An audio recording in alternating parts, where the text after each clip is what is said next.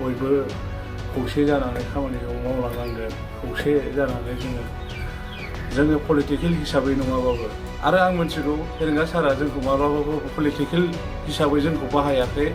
आफादनि हिसाबै जोंहा सानै EM दं हिसाबै जेनेबा सावरायग्रा सार आरो फेरेंगा सार दिनैहाय पलिटिकेलि हिसाबै माब्लाबाबो बाहायाखै। जों नुबाय थादों आरो जों मिथिबाय थादों। बे फाइनान्सियेलि जोंखौ सापर्ट होनायाव फेरेंगा सारखौ आं धन्यबाद होदों आरो जेन'बा सावरायग्रा सारखौ आं धन्यबाद होदों। दिनै नोंसोर नङाबा जोङो बे उदां अख्राङाव जोङो फैनो मोनामोन। दिनै जोबथेसालिनिफ्राय फैगोदान गोबाव सम जेल जानानै बिथांमोनहाबो जोंखौ निमाहा होनांगोन। होआ नङा होगोन। जोंनि जुदि सरकारा फैयोब्ला बा सारमोनहा जोंनो NDB हिसाबैहाय दा गारजेना जोंना सानैल' जानानै दं, सावरायग्रा सारजों फेरेंगा सारजों। दा जों गुबुनखौ बुंनो थाङा। बे सानै EMआ जुदि जोंनि आफादनि हिसाबैहाय देरहायोबा जोङो बिराद मोजां मोनगौमोन। बेनि थाखाय आं सारमोनखौ खावलायो, गबिन्द सार, फेरेंगा सार, ओमफ्राय जोंहा सावरायग्रा सार, चेयारमेन RDनि NDBखौ दैदेनग्रा बिथांमोन जोंनि सार। दा पलिटिकेलनि गेजेरजों जोंखौ नाजानायनि गेजेराव मोनब्रै संगठनजोंहाय दिनै बिसोरो जोंखौ माखासे रायजो राजानि गाबख्रावनायनि गेजेराव बे सारमोनहा दिनै जों जोबथेसालिनिफ्राय दरखौ जोखावनानै लाबोनो हानायनि थाखाय हाजार आङो धन्यबाद बावहरो। सारनिसिम हामलायनाय थाबाय। फेरेंगा सारा दिनै जोंनि थाखाय गावनि केडार्सफोरनि थाखाय दिनै मा खालामखो मा खालामाखै, दिनै बे हारसिङै अखलहरिया जानांदों। बेसेबांबा नाजादों जों मिथिगौ, नाथाय बेजों रावबो लोगो गैया। बेनि थाखाय बियो रावबो लोगो गैयिनि फाइनान्सियेलि जेबो सापर्ट गैया। दिनै फेरेंगा सारा दिनै गावनि खुद फाइनान्सियेलि सापर्ट नाजायै दिनैहाय गोबां मानसिफोरजों दखा होजानानै दिनैहाय जोंखौ बे जोबथेसालिनिफ्राय उदां खालामनायनि थाखाय बेसेबांबा धन्यबाद होदों। हाजार धन्यबाद होदों फेरेंगा सारखौ। दा बेनि गेजेरावहाय फेरेंगा सारा गावनि हारसिङै नाजानायजों, दायित्थ' लानायजों, गावनि माबाजों सिगाङावहा फेरेंगा सारा एसेबांबा मोनथियाबो जानो हागौमोन जोंनि केसनि बेलायाव, नाथाय मोनथिगौ हारसिङै मावजोबनो हाया। नाथाय सापर्टलि खुद मानसि नागिरदोंमोन, नाथाय गासिबो बेखौ दखा होग्रा मानसिफोर गोजाजोब। फेरेंगा सारखौ दखा होग्रा मानसिजोबमोन। नाथाय दिनै एक्सुवेलि जोंखौ बै जोबथेसालिनि माबायावहाय सेन्ट्रेल जेलनिफ्राय सफैनाय लोगो लोगो जोंखौ दि फेरेंगा सारा माखासे सेन्ट्रेलनि माखासे मानसिफोरजों सावरायनानैहाय दिनै उदां खालामदों। बेनो जों दिनैहाय न'खरफोरखौ लोगो मोनफैजोबदों। दिनै फेरेंगा सारखौ आं सिनायामोन, फेरेंगा सारखौ आं मोनथिदों। आंनि फंबाया खौसे नाम मेनमारावनो ट्रेनिं लादों। दिनै आं माखासे आंनि हिस्ट'रिखौबो मिथिगौ, फेरेंगा सारा फंबायनि हिस्ट'रिखौबो मिथिगौ। आं माखासे खोथाखौ बुंजोबनो लुगैया, खिन्थु आं फेरेंगा सारखौ आं खुलुमखायोबो, धन्यबाद होखायोबो। आं फेरेंगा सारा जिनियन मानसि, आरो फेरेंगा सारा दिनैहाय बिराद उकिलफोरनो फैसा हरनांदों, जों बेखौ मिथिगौ। उनावहाय फेरेंगा सारा एखेबारे गावनि आखाइजोंनो दायित्थ' लानाय हिसाबैहाय रावबो बेखौ खालामनो हायाखै। सिगाङाव ओरैहाय साग्लाव माखासे मानसि हमनानैहाय फेरेंगा सारखौ गोबां मानसिफ्रा दखा होदोंमोन, खिन्थु नेक्स्ट बाराव दखा होनो हायासै फेरेंगा सारखौ।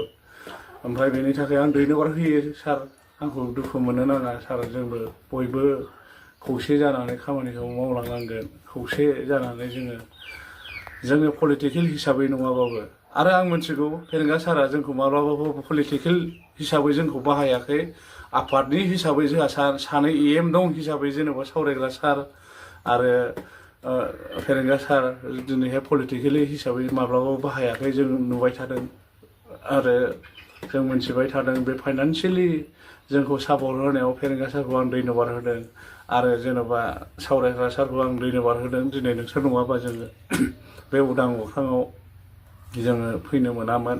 जोङो खालि बै आलादा रायजोआव थानानैहाय आसामनि गेजेरावनो, थागिबि आसामनि गेजेरावनो बाहाय मोनसे आलादा रायजो दङ।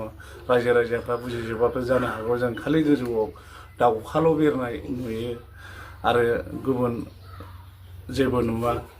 दा बेनि गेजेराव ओंखायनो जों दिनैहाय समाजाव जोङो फेरेंगा सारनि अननाय सावरायग्रा सारनि अननायाव जों सफैबाय हिसाबैहाय दिनै गोबां सुबुंनि मानसिनि सेहेरा नुफैबाय, गुसु बारहावा जों मोनफैबाय, जोंनि सेहेरायाबो सोलायबाय जानो हागौ।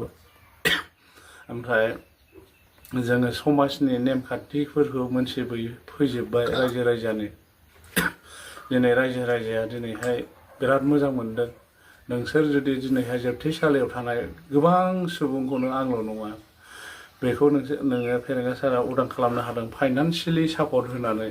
दिनै आं दुखु मोना जेनेबा गोबां फैसा गारनानै बेसेबां गारबावनो, फेरेंगा सारा मोनलाय हारसिङै दिनैहाय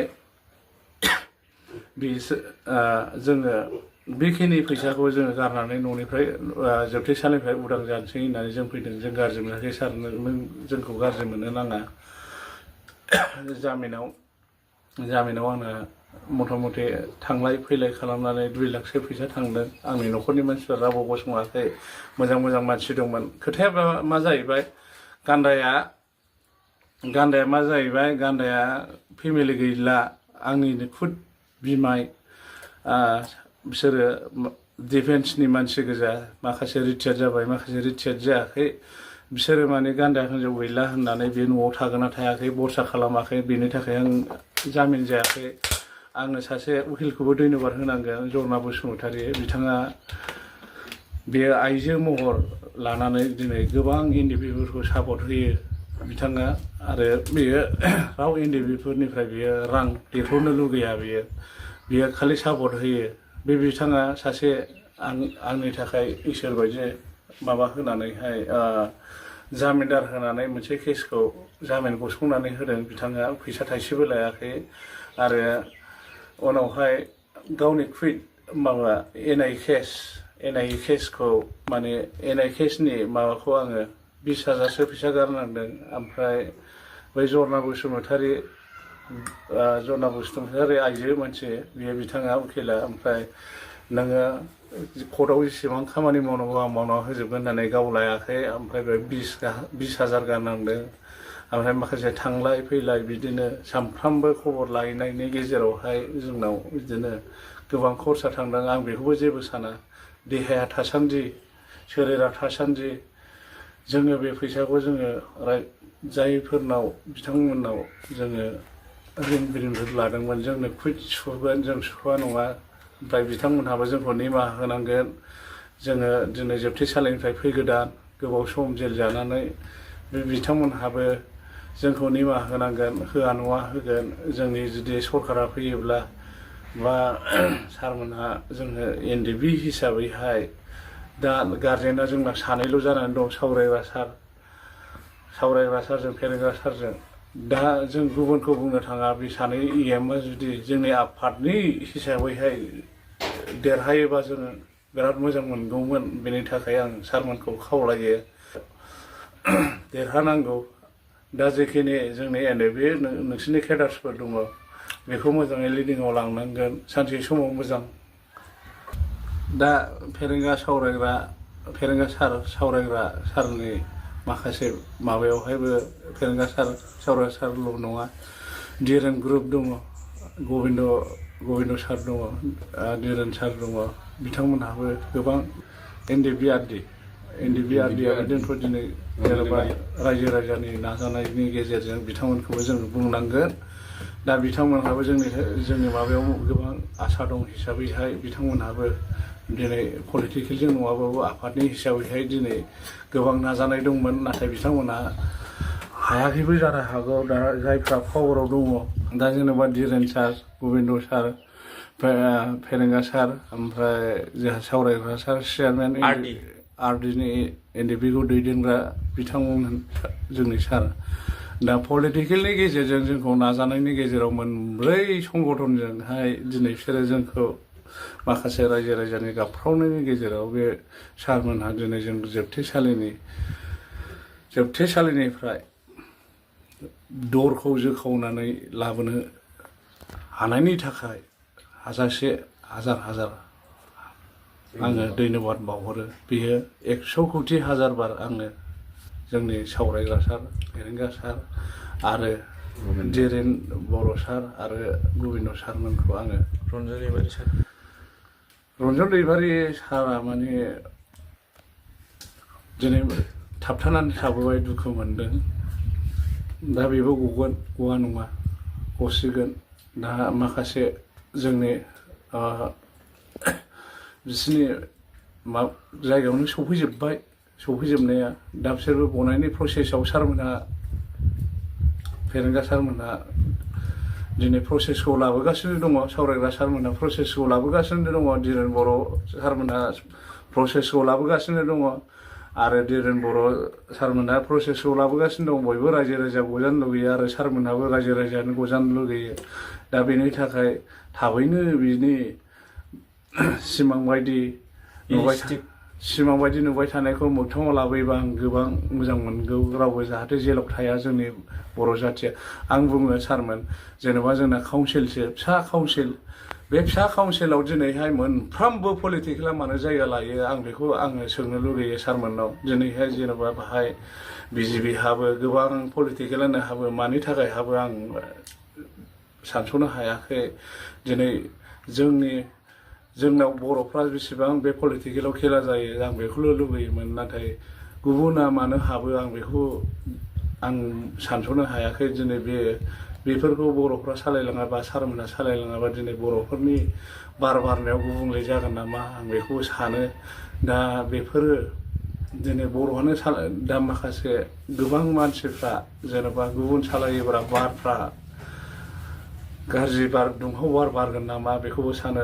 सरकाराव जेनेबा बिटिसिआनो हारसिङै सरकार दानानै सालायलाङोब्ला बारफ्रा गुबुंले बारा नामा? बै भुटान हाजोनिफ्राय मौसुमि बार बारनाया जोंनावनो नांबाय थागोन नामा हारसिं सरकार सालायबा? जों बेखौ माखासे सिन्था खालामो। दा गुबुना सरकार सालायोब्ला माने बेमार आजारा जोंनाव रायजो राजानाव जाबाय थागोन नामा आं बेखौबो सानबाय थायो। दा नंखायनो जों एक्सट्रायै माखासे जोङो पलिटिकेलनि गेजेरजों दिनै एनडिएफबिआ बेसेबांबा दुखु खस्थ'जों सहायबोनाय सारमोनहानो म्यानमार लुगैयो मा सारमोनखौ दिनैहाय म्यानमारनिफ्राय बा भुटानावनो जा म्यानमारावनो जा बिफां फांसे गायदोंमोन गोदोहाय। बेनि एनडिएफबिआ मोनसेल'खामोन दि रन्जन दैमारि सारानो दिनै बर'फोरनि माखासे माबाफोरखौ गाव लाखिबोखानाय हिसाबैहाय दिनै रन्जन दैमारियाहाय म्यानमारावनो जा भुटानावनो जा बिफां फांसे गायदोंमोन बेखौ बयबो रायजो राजा मोनजागोन होननानै दिनै म्यानमार लास्ट एनडिएफबिआहाय खादायाव लाबोबाय थादोंमोन बे फिथाइखौ बयजोंबो राननानै जागोन होननानै। दा बे फिथाइया मोनफ्रुबाय थाइसेल' थायदोंमोन बिफांनिफ्राय। दिनैहाय बे फिथाइखौ बयबो रायजो राजानो अकल एनडिएफबिआल' मोनजाया होननानै दिनैहाय आङो बेखौनो सानो। जोङो बेफोरखौनो सिन्था खालामबाय थायो पलिटिकेलनि गेजेराव। सारमोनहा जुदि एक्सट्रायै एनडिएफबिखौ लानानै पलिटिकेल खालामनो हायोब्ला आरो रायजो राजाफोरखौ लानानै पलिटिकेल खालामनानै दिनै देरहाबायोबा आं बिराद गोजोननाय मोनगौमोन।